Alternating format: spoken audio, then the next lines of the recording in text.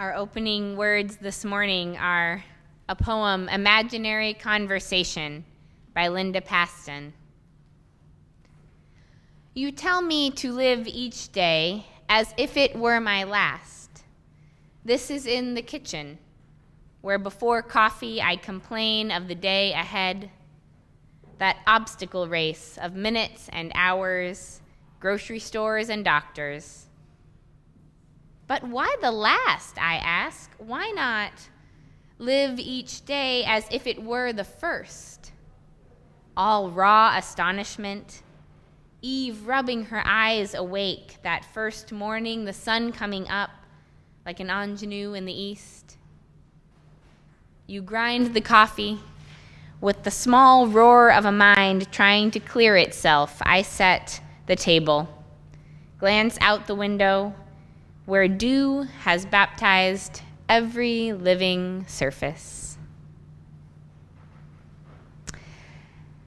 Now I invite you to join in our opening hymn, which is, if you're using the gray hymnal, number 298, Wake Now My Senses. If you're using your order of service online or in paper, the words are also there. So get settled, and then I invite you to rise in body or spirit or virtually as we join in singing this morning, Wake Now My Senses.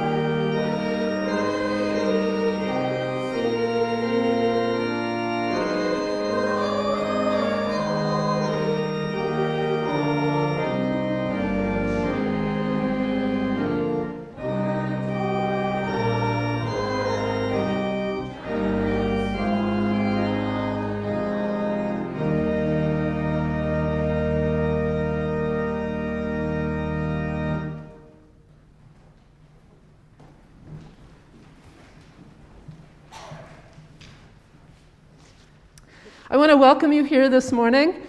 My name is Wendy Bell. I'm serving as the interim senior minister. Lori corrected me. I said it wrong a couple of weeks ago. And I'm trying to remember these things that people tell me after the service. I'm not always successful at it, but I remembered that. Welcome to all of you, whether you are here in person with us or whether you are at home on Zoom, whether you are here for the first time or the first time in a while, or whether you've been coming all along. We are really glad that you are here. I want to remind you to wear your name tags if you have one, which does not mean that you need to go out right now and get them. But I do want to remind you to do that. There will be another opportunity to show them off later because we're going to have coffee after the service outside again. Thanks to a crew led by Rich that included Abby and Ginny and Richard and Mariah and Kath. Thank you so much for providing the coffee. We will gratefully drink it, and you can wear your name tags then. And I'm looking forward to that. I have a few other announcements this morning. One is that amidst all the other transitions that we've been going through this year, and there have been many, one that we are going through is a transition to a new church software called One Church, which is going to do many wonderful things for us once we've transitioned, including giving you the ability to update your own information, look up other people's email addresses and phone numbers when you need them, track your own pledging, track your own giving, that is, sign up for things like coffee hour, etc. And so I want to we need to start talking about that more with you. I want to talk with you about that today. Dean Groves is going to be leading another One Church 101 training on Zoom tomorrow at noon. Thank you, Dean, for that. So if you want to start to learn more about how this works and how you can use it, please join him for that. The other piece of this is that we're going to be changing how we give money online. Our electronic giving, our e-giving, is going to be transitioning to going through One Church. It has an e-giving platform that is less expensive, easier for our bookkeeping, and easier for users than the current vendor. So we'll be switching over from Vanco in the next few weeks, and you will be getting more information about how that affects you and what you need to do if you're an online giver to make that transition. Today at 3 p.m. on Zoom, the First Parish in Bedford's Peace and Justice Committee and the Bedford Lyceum will be presenting a free lecture dedicated to the human rights work of Dave and Ginny Packer. Please join us for what promises to be an insightful and provocative lecture entitled Reflections on Jerusalem, A Century of Lost Opportunities with Dr. Alice Rothschild. Dr. Rothschild will provide a personal exploration of the ancient city of Jerusalem with a special focus on areas which have experienced decades of Judaization and erasure of Palestinian presence. What are the costs of these policies, not only to Palestinians, but also to Jewish Israelis? How is this a mirror of the ongoing occupation of Palestine, and what can we learn and what can we do? Alice Rothschild is a physician, author, and filmmaker who since 1997 has focused much of her interest on human rights and social justice surrounding the Israel-Palestine conflict. She practiced obstetrics and gynecology for almost 40 years and was assistant professor of obstetrics and gynecology, Harvard Medical School, until 2014. For a Zoom link, you can go to the Lyceum page on the church website or the Anno list, or check your newsletter from this week. I also want you to mark your calendars. Saturday evening next week, April 9th at 7 p.m., the music committee will host a concert featuring the Oberlin Overtones, an a cappella group featuring our own Liam Oates. We are honored that they have included First Parish on their album release Spring Tour 2022. The event will be both in person and on Zoom, and there will be a free will offering taken during the concert to benefit First Parish. More information will be sent out during the week or is available in the Parishioner. I think that is all of, those are all of the announcements I have to share, other than Easter's coming up in a few weeks, and I want you to mark that day on your calendar. We're going to have a service at 9, an Easter egg hunt, a service at 11, and there will be more information coming out about that. Hopefully the weather will hold. We're watching the COVID numbers. We're hoping that we'll be able to really gather in a large number of people at some point during that day, even if it's outside, and we are looking forward to that. I'd like to invite you at this time to join me in saying together the church's Unison Affirmation, first in English and then in Spanish. I invite you to rise in body or in spirit as we say these words together. Love is the spirit of this church, and service is its law. This is our great covenant, to dwell together in peace, to seek the truth in love, and to help one another. El amor es el espíritu de esta iglesia, y el servicio es su ley. Este es nuestro gran pacto, vivir juntos en paz, buscar la verdad en el amor, y ayudarnos los unos a los otros. Good morning. I'm Sandy Bozanowski, a member of the lay pastoral care team. And it's wonderful to see so many people here in person. I'm delighted. Just if you'd like to come forward and light a candle to express a joy or concern. So this morning is a first Sunday of the month, and so it is our tradition to share our plate, to share our offering with another organization that does good work aligned with our values in the community. And so I'm pleased to introduce to you Janet Grote, who is the Massachusetts organizing manager for Mothers Out Front, who I believe is joining us on Zoom to talk a little about that good organization, of which many First Parish folks are members. And so you can give to this morning's offering the old-fashioned way if you are here in person. And you can also, though we are in transition, you can still use the online giving, and you can go to uubedford.org and click that donate button in order to give. So I'll now turn it over to Zoom. I'm Janet Grote from Mothers Out Front. I will start by telling you a little bit about me and about Mothers Out Front in the brief time that we have together. And I'll do so in reflection on the theme today, which I heard the theme for our time together is awakening. And awakening, there was a passage that was read in the beginning. Awakening is not the creation of a new state of affairs, but the recognition of what already is. And I think that when we see what already is, for many of us, we have to act. And that's what we do at Mothers Out Front. We're not only aware, but we're acting together. Myself, I am a mother of two and a community organizer. And for those who don't know what a community organizer is, it's someone who pulls folks together, works with them to build community, and recognize that we can solve our problems by working together collectively for change. Very different from a social worker who more traditionally might work at the individual level. We're working at the community level and building the confidence and leadership skills of our members, in this case mostly women, to take action and solve the problems they identify. For me, the seeds for this were planted in my young life. I grew up in New York City and lived a relatively comfortable middle-class life, more or less. But every weekend we would drive to visit my grandparents in Queens, and every time we would drive through Harlem. And I would see the vast differences in how people's lives were when we did that. And I would see kids playing in the street because there were no parks.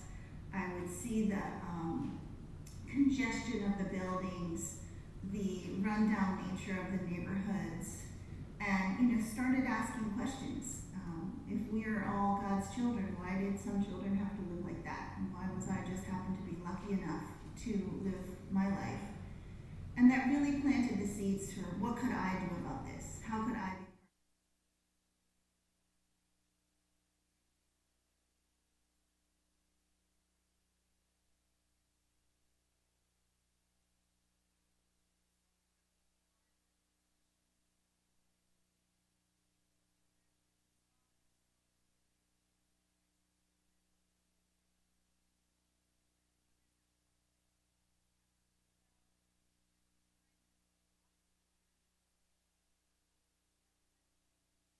There were some good policy organizations trying to catch the attention of our decision makers, but unable to. And what they recognized in those years was that unless we built a kind of a political force, political with a small p, but unless we pushed from the bottom up, that our decision makers weren't going to take bold action. They weren't going to upset the status quo. And we needed to gather together and give them the incentive to do that. And why mothers? Well, that was a very deliberate decision, that mothers are often a potent force politically. If you've all heard of the soccer moms, it's because they do have an influence in elections. And politicians love kissing babies. And the idea was we could claim our role as mothers, protect the future for our children, and make a difference in our political discourse and decision making. Thankfully, some early founders in the early days of Mothers Out Front were right here in Bedford. Your community has one of our core chapters, I'm so happy to say. And I'm really delighted that Rainu Bostwick, who invited me today. She is co-chair now of our state leadership team and among the many prized leaders we have from Bedford. So thank you, Rainu, and thank you to all the other Mothers Out Front members who have crossed paths with this parish. So what are we doing? We work at both the individual level, community level, and state level to push for change. We have raised awareness across the state. Thousands of folks now are aware that the underground gas pipes coming into our homes are leak prone, that they leak methane, which is a very dangerous gas, and we need a long-term solution, not only to oil and coal, but to methane gas, which is our primary heating source in Massachusetts. So a lot of awareness, a lot of individual action. At the community level, we've seen Mothers Out Front chapters convince towns to start community choice energy projects. What that means is your town can create it's sort of like a cooperative, but not exactly, and they get more of their energy from renewable sources for everyone in the town. So it's too complicated to explain here, but it's a great thing to do if you haven't already done it in Bedford. We've also had successes with new buildings coming online, all renewable, and with building standards to get fossil fuels out of new buildings and renovations. Right now, at the state level, we're taking a new tact, and that's what I wanted to tell you about. This is largely focused on getting our utilities to change. Most of us may think of utilities as just these kind of neutral actors. They just bring the power to us. We don't really think about them a whole lot. They bring the power to us and we pay our bills. But actually they have a big potential to shape our future. And they can either be good actors and part of the transition to change, or they can stand in the way, which is what they're doing now. They lobby heavily at the legislature against clean energy bills. They often win. They have a lot of influence. We are trying to get them to be part of the solution. They essentially have developed some plans that indicate they want to go a different direction. They want to keep bringing methane gas into our homes and buildings, or replace it with hydrogen, other not green solutions. So we're asking, we have a new campaign called the Burning Question, and it is to focus on preventing that, and to say that instead of spending $20 billion of our ratepayers' money replacing the system we have now, we should be spending that $20 billion of ratepayers' money developing a new system for clean electricity. There's a lot more that I could say about that, but I think that's kind of the end of time. We would love your support, your time, your talent, your treasure. If you'd like to get involved, Renu could show you the way. Renu, raise your hand so people know you're here. There are plenty of ways to get involved, and of course we would love your donations as well. So thank you very much for considering us and for inviting me today. Thank you so much. And now I think it's time for our choir to perform our offertory.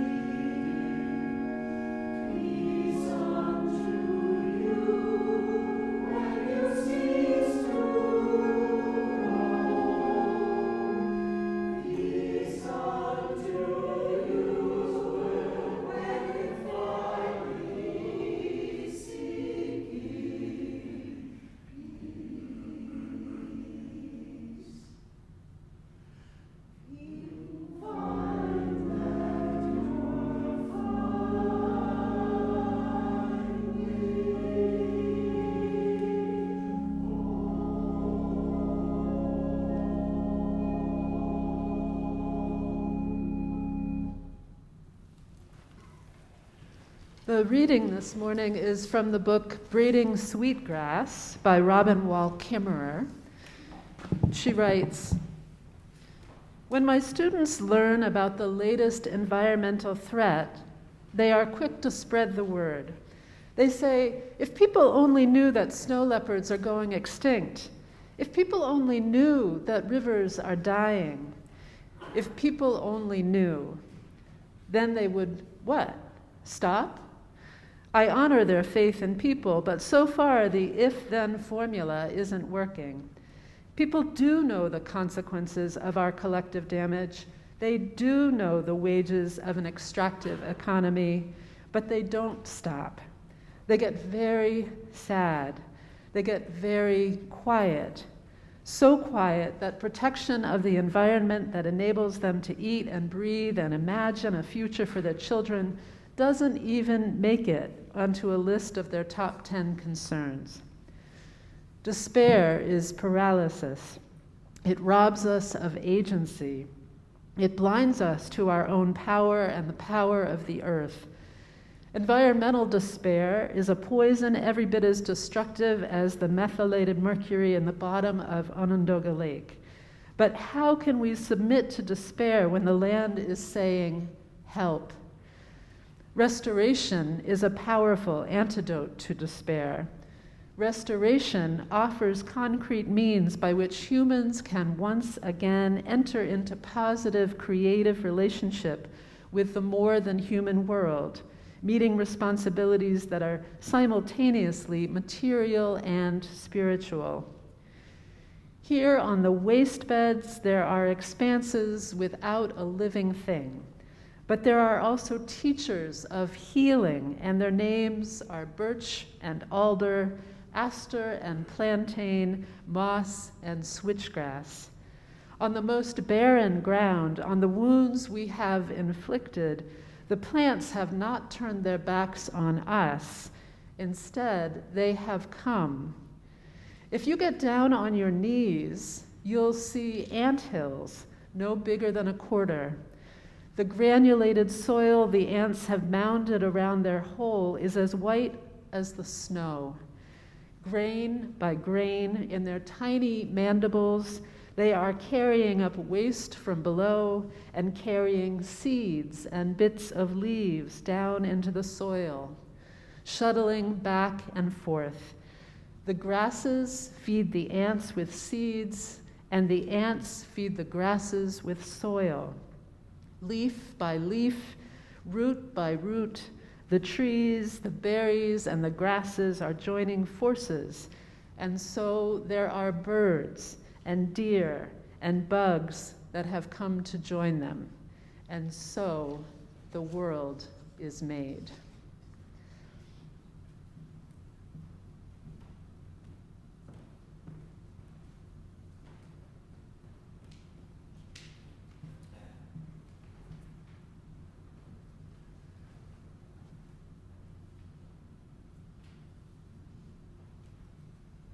If only people knew. I resonate both with Robin Wall Kimmerer's students and also with her reaction. If only people knew, then they'd do what? Stop? I've been the person saying if only people knew, and I've also been the person telling others, I don't think that's going to help very much. Particularly, I've been in that role through my work with the Boston Immigration Justice Accompaniment Network, when people would go to immigration court for the first time to support someone at their hearing and come out full of incredulity and anger, and someone should know about this. But so many people do know about it. Or they'd get a letter from someone in immigration detention and hear about the atrocious conditions in our county jail here in Massachusetts that rents beds to ICE, and someone should write to the Boston Globe. But so many people do know. I think there is a difference between being aware and being awake to a reality. At least for me, there are different ways of knowing about something. You can know in your brain, and you can know in your brain very confidently, even to say out loud some truth, like climate change is a big threat. But then there's other kinds of knowing. There's the kind of knowing when a storm hits your town, or there's the kind of knowing when you're deeply involved with community organizing. There's knowing viscerally, and there's knowing up here, and I think many people believe that awareness will move us, and often I think it is awakening that is more likely to do so. Recently, I had the experience of waking up to a reality that I certainly knew in my brain. Through the process of being part of buying my first home, it got me really thinking, especially since our arrangement is a bit unusual and there are 4 adults participating in paying for the home and 3 of us are part of the down payment and mortgage. It makes you really extra aware of how much a scam rent is. I always knew rent was a scam. If you had asked me 3 years ago, is rent a scam? I would have said, yes, rent is a scam. But now that I realize that I've been paying someone else's mortgage for the past 5 years, it makes rent really feel like a scam. I think that awakening can happen in a lot of different ways. It's not always that we have the personal direct experience. A big moment in our country's awakening, of course, came with the Black Lives Matter movement, a racial justice awakening. And with it, a term became popularized, the term woke, a certain shorthand for being awake to realities of systemic injustice and the way that our institutions are shaped by white supremacy. I thought that the term woke was a relatively recent term, which was my ignorance. As I looked into it, I found that in fact the term woke can be dated back to the 1930s in the Black community. From an article in the Washington Post by Bijan C. Bain, I learned that the earliest coinage comes from the Nation of Islam, founded in Detroit in 1930. And in the Nation of Islam, there was an idea that Black Americans' state of mental sleep could be remedied by a spiritual awakening, reminiscent of Jesus waking up Lazarus from the dead in the Bible stories. There was a 1938 song by a blues singer, Huddie Ledbetter, that recommended that Black people best stay woke, keep their eyes open. And then in a Vox article by Aja Romero, I learned about a novelist that I hadn't heard of, William Melvin Kelly, and a piece that he wrote at the time in 1962 called "If You're Woke, You Dig It. No Mickey Mouse can be expected to follow today's Negro idiom without a hip assist." Indeed. In the piece, this author points out that the language of the, at the time, fashionable beatnik culture with words like cool and dig was coming out of the Black community from Black jazz musicians. And while the piece doesn't explain what woke means, the argument implies that to be woke is to be a socially conscious Black American, aware of the ephemeral nature of the Black vernacular, who might actively be shifting that vernacular away from white people who would exploit it or change its meaning. Romero notes, given that this oldest known introduction of woke to the mainstream comes in a 1962 opinion piece about how white Americans are always appropriating the Black vernacular, it's almost as though the word predicts its own fate. Indeed. And I didn't know any of that history, though I'm told that appropriation of Black vernacular by mainstream cool culture is still ongoing today, as I learn often on TikTok, where I try to stay up to date with what kind of words people are using. However, while it's very interesting to consider the term woke and to think about the ways that it has entered our mainstream and why, one of the pieces I wanted to focus on a bit was the stay part of the phrase, because that was how I would hear the term so often in hashtag form, very frequently in social media posts, hashtag stay woke. It is one thing to wake up to a reality, to take it in, to become aware, and even for a while to maintain that awareness and agitation and love and anger and all of that goes along with awakening. But to stay awake is incredibly difficult. And it's hard for many reasons. It's hard to stay awake to injustices and horrors in this world because there are so many. And in fact, it's not really possible to be present to all of them or even more than one of them at the same time. I experienced this pull all the time, and I imagine you do too.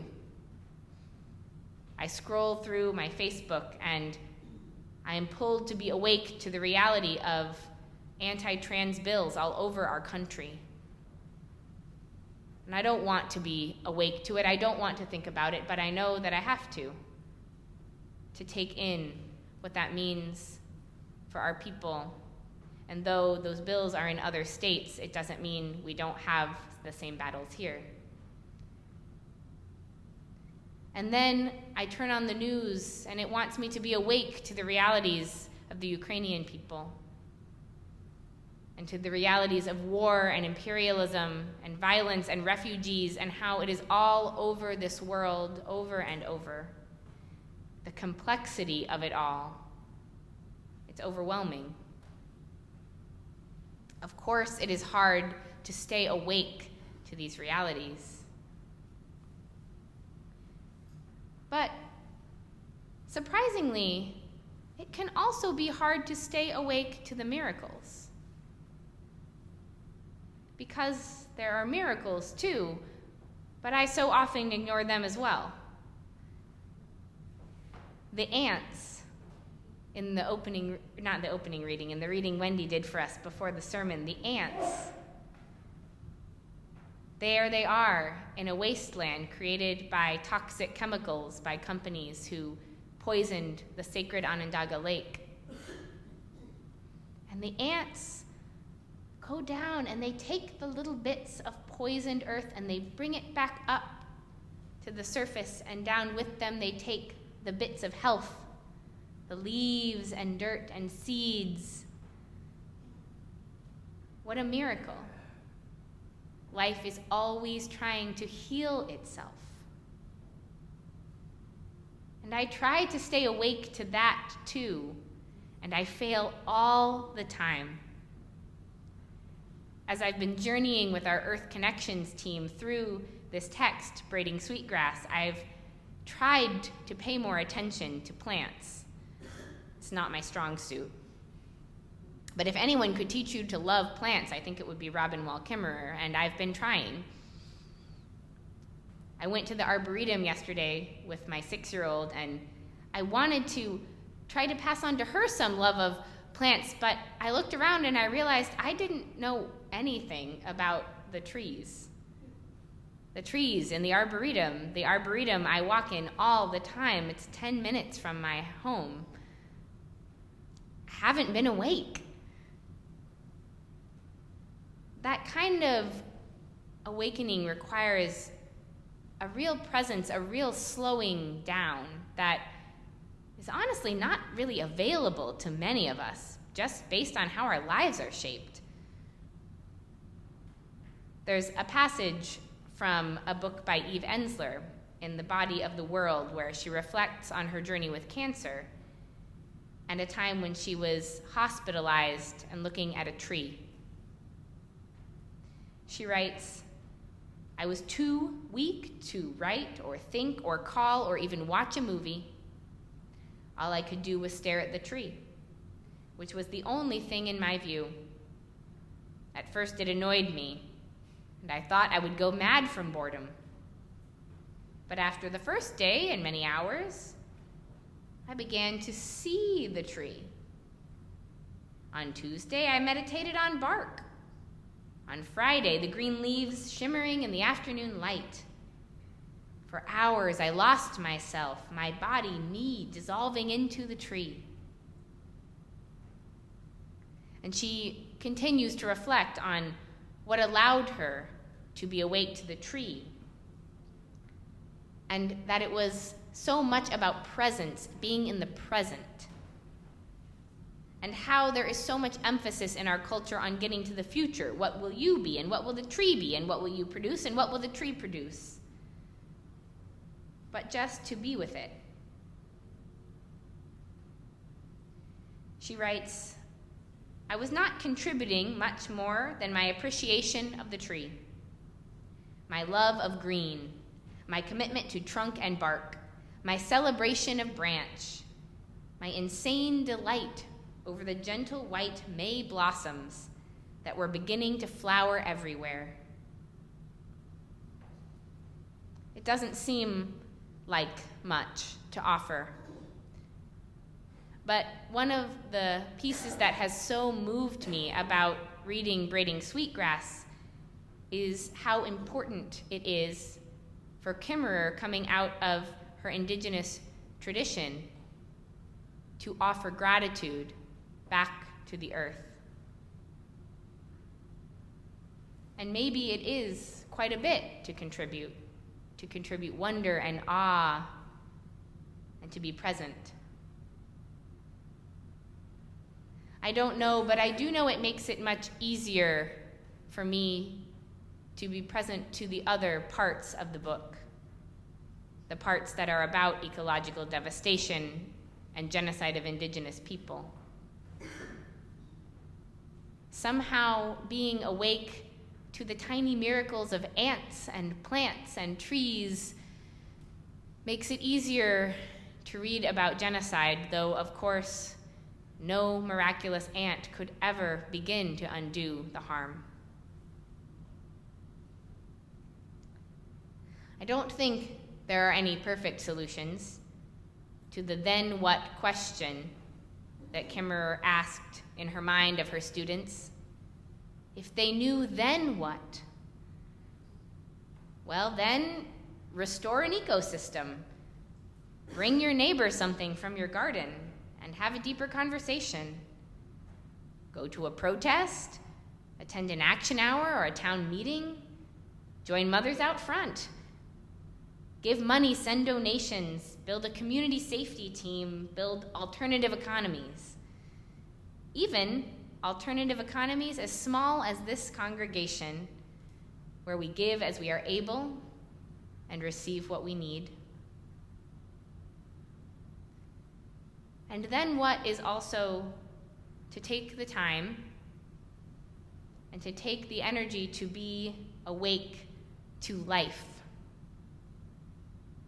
to the work of restoration that people are doing in our communities, to the resistance of Ukrainian people against violence, to the beautiful trans youth who are here and who will not be deterred. And there are also ants shuttling the poison, and there are also grasshoppers. As Mary Oliver asks, who made the world? Who made the swan and the black bear? Who made the grasshopper? This grasshopper, I mean. The one who has flung herself out of the grass, the one who is eating sugar out of my hand, who is moving her jaws back and forth instead of up and down, who is gazing around with her enormous and complicated eyes. Now she lifts her pale forearms and thoroughly washes her face. Now she snaps her wings open and she floats away. I don't know exactly what a prayer is. I do know how to pay attention, how to fall down into the grass, how to kneel down in the grass, how to be idle and blessed, how to stroll through the fields, which is what I have been doing all day. Tell me, what else should I do? Doesn't everything die at last and too soon? Tell me, what is it you plan to do with your one wild and precious life?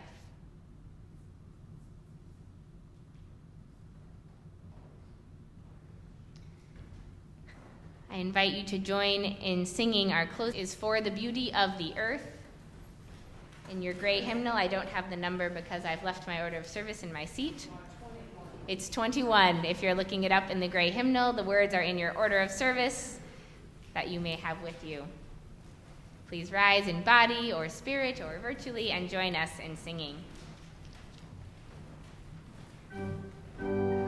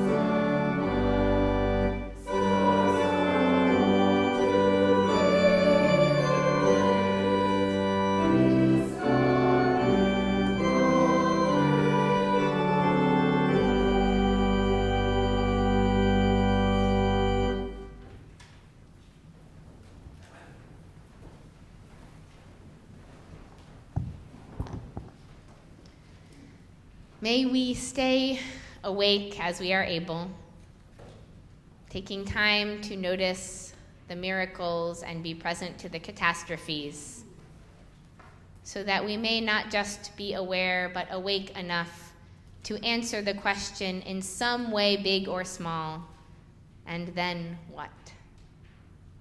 May we do it together.